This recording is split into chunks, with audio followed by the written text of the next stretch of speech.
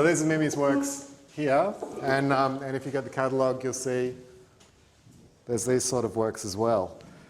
And I just wanted to say, this is Dan Freene as well. He actually helps me, he takes the photographs. So it's really nice to have him here as well. Because he's got the technical knowledge. Right. I don't have the technical knowledge. And you may recognise Mimi is in the photos, the model as well as the artist, so that would be tricky to photograph yourself. Yes. So, according to the catalogue, you've captured the tenor of our times with remarkable poignancy, and there's no disputing the pop culture obsession with the living dead. Are you obsessed with the living dead? I don't think I'm obsessed with the living dead as such, but I am interested in images that suggest pain or death.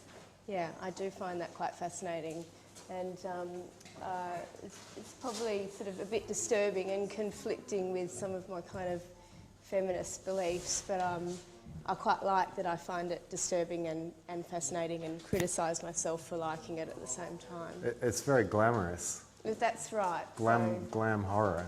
It is. So it's sort of not really a real fascination with the probably quite a serious side of pain or death. You know, it's really candied because of this beautification that is juxtaposed with it. Right. It hits you on two levels kind of equally. That's the thing that I get from your work. The glamour is very seductive and the horror is very repulsive, and you kind of punched in on two fronts. Yeah. Or kind of drawn and hit on two fronts. And I think that's how I feel when I look at photographs of, you know, or you just watch shitty television at 8 o'clock at night and there's always a dead prostitute or something. It's like it annoys the fuck out of me, but I actually am drawn to it as well, you know. So I really like that. I really like the sort of perpetual feeling it makes you feel, like interest and fascination, but wrongness, but disgust. So it's this kind of this vortex. So I like that you can see both sides then. And it reminds me of a certain tradition of horror films. Are you interested in cinematography at all? I mean, like Italian horror films are renowned for being Dario Argento. Of course. I love it. I love them. Very glamorous. Yeah, very glamorous. And quite nasty. And very wrong, you know, and over the top and great colours and, you know, but above anything on a sort of personal level, I like them because, you know, horror is not something that really you experience as a fairly privileged middle-class white girl. So it's a kind of perverse fascination. Really? Well, maybe if you break a finger, I don't know. Not real horror. Not real horror, not real horror. Well, the interesting thing, I mean, some of your work, obviously it's a bit pornographic too, so it could be described as that. And I've read it said that the pornography and horror are unique in terms of art forms because the viewer reacts symptomatically to the subject matter. Right. Do you know what I mean? Like when you see horror, you're afraid. Yeah. And pornography, obviously, people look at to get sexually aroused. Yes, and so there is this direct kind of bodily reaction to those genres. Yeah, that's really interesting. And I guess with my work, the only way to kind of try and put yourself in those situations, apart from just looking at work, is to physically try and put yourself in those situations, which is kind of a role play and quite a fun thing to do, you know, to practice what it's like to be seductive and to play around with all of those sorts of visual codes and poses and take cues from a lot of things like pornography or fashion photography or horror movies or something. You know, that's a lot. That's fun. That's role play, because in reality, you aren't a porn star and you're not in a horror movie. You know. Of course not. And so you're directing yourself with these? Yeah. Well, how it works is I talk with Dan about the idea. So and then. You know, so we have a kind of treatment in a way. We try and storyboard it a little bit too. So really? We do. We go in with very definite poses and ideas. So, you know, Mimi will sort of go, this is what I'm thinking, this is what we'd like to try to achieve. And then we always get that, but we probably get, I'd say like half of the stuff is actually kind of created on the day, and half of it is all premeditated, direct poses. And sometimes we'll actually go through and find, like, you know, fashion photography. Like this series here, we were looking at like a lot of Nick Knight's fashion work. Okay.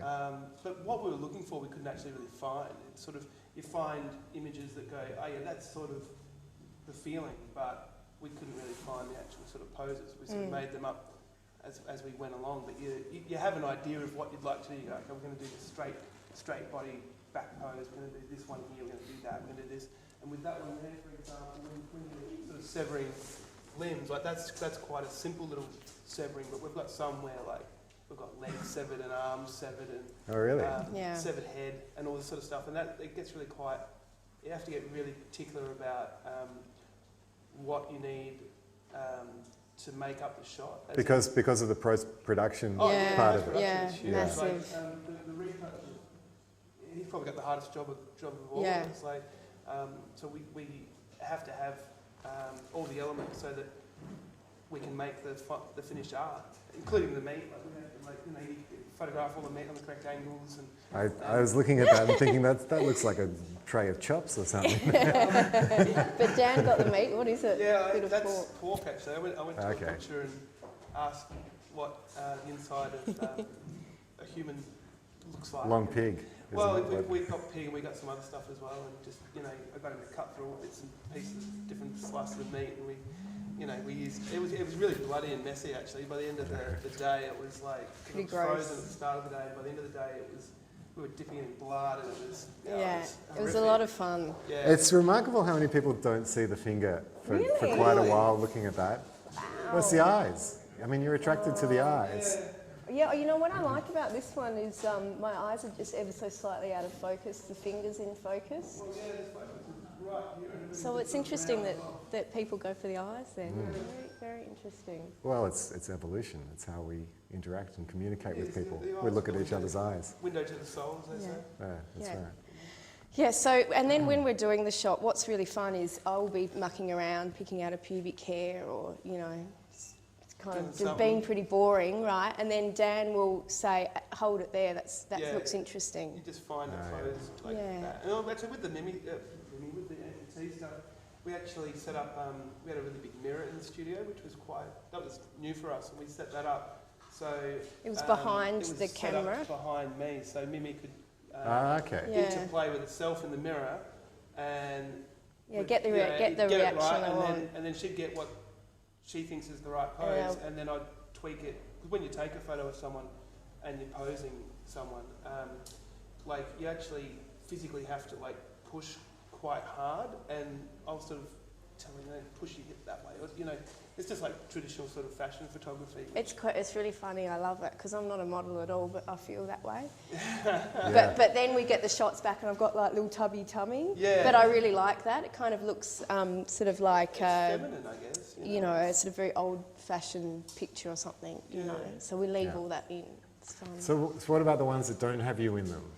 Yeah, well, this was because I'd been working with flowers. We had some tulips, and it's the beginning of more ideas that I want to do. So this is like a little bit of sourdough, and I'll take from it and put into the next series. But this was a little experiment where we were dripping glucose over the flowers, and Dan took this shot, and I really liked it because it linked really nicely to these works, and it was sort of about and birthing it's got a kind of an archetypal horror thing. It's like alien eggs or something like that too. Absolutely. It actually links quite well to the next series, which was after that, which is a series of slugs and snails, and that series has Mimi effectively dead and wasted in a forest scape with slugs and snails coming out of bits. And lots of like gloopy, oozy Really? stuff. Yeah, it's really. I'll look forward to seeing Yeah. that. It's pretty, and, you know, that was actually really fun. Yeah. Snails and slugs move a lot quicker than you think. Yeah. They were just like, you know, like, whoa. Like it was really hard to rank, and they're really small as well. So like picking them and trying to move them without breaking them was really You did a good really job. tricky. The slugs particularly, you know, you drop them and then they're like, you know.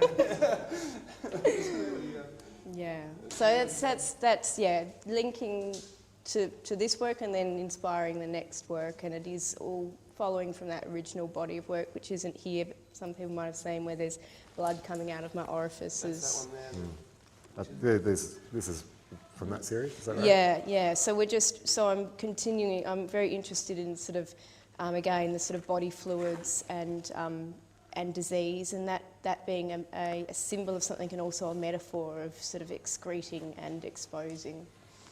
All right. Well, Yes. thank you very much. That was great, and thank you, Dan, for coming along and giving Thank you us so an insight of the much, process. and thank you for the opportunity to be involved as well. Thanks for the work. Very grateful. We love having your work on the wall. And thank you.